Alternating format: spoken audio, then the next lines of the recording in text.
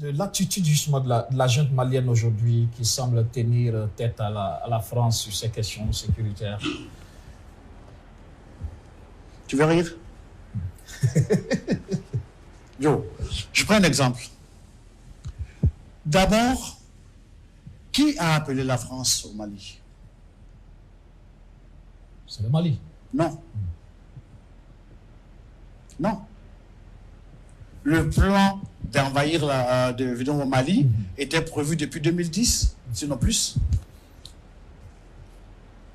OK? C'est parce que vous avez cassé la Libye. Sarkozy a massacré les Libyens. Il a tué il a fait tuer Kadhafi. Et puis, la Libye a éclaté. C'était la plus grande poudrière d'Afrique. Les armes sont parties partout. OK? Les groupes armés tout ça là, avant, est-ce que arrivent sur Bamako et ils disent que c'est le Mali qui a demandé à ce que... c'est faux. L'opération Sahel à l'époque. Maintenant, dernièrement, on dit, bon, si c'est comme ça, nous on s'en va. Bon, Malin doit se tomber, partez. Il dit, ah non, on va redéployer. Attends, tu dis que tu veux partir, il faut partir, tu dis non, tu vas redéployer. C'est quoi? Apparemment, on ne veut pas partir.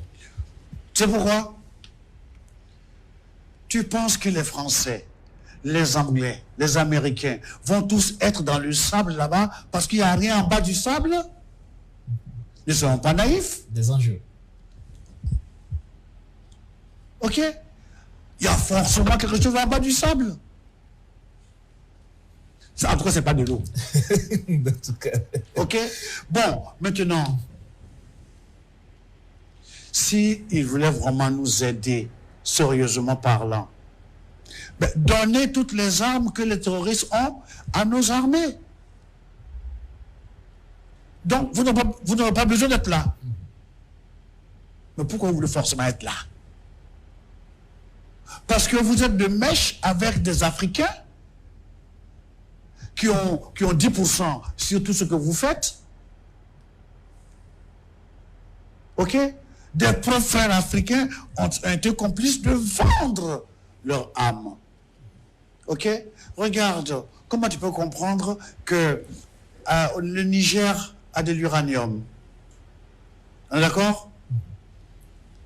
Pourquoi l'Union africaine ne peut pas demander à l'Union européenne de construire, pas gratuitement, de construire une centrale nucléaire civile, pas pour faire des bombes, pour l'électricité qui va couvrir toute l'Afrique de l'Ouest, même l'Afrique centrale? Pourquoi ils ne font pas ça?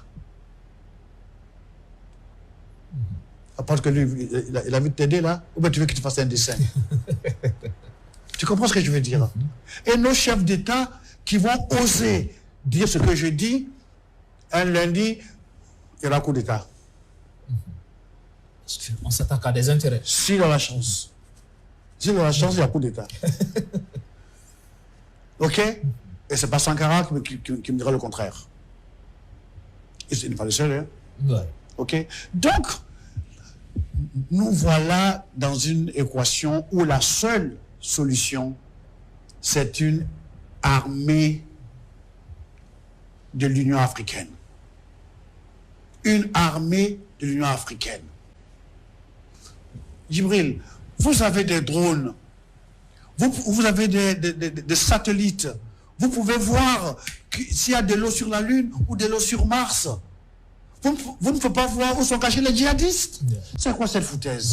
Comment vous comprenez justement ce sentiment anti-politique française en Afrique? La France, le problème, ou c'est nos chefs d'État finalement?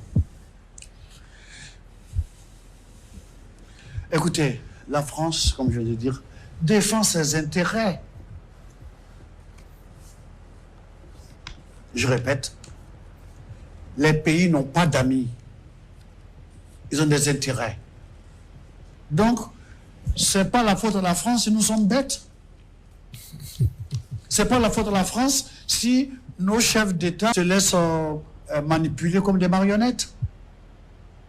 Ce n'est pas à la France de nous apprendre tout ce que Alpha Blondy est en train de dire là.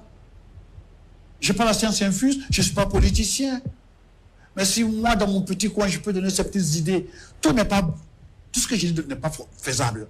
Mais ce qu'on peut faire, prenez ça, faites ça. Pourquoi Sankara a été liquidé?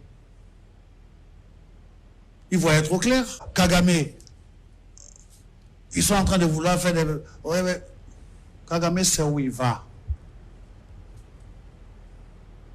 Tu comprends? Mais la corruption a fait qu'on est prêt à payer les Africains pour liquider un Africain. Les ennemis de l'Afrique, ce sont les Africains.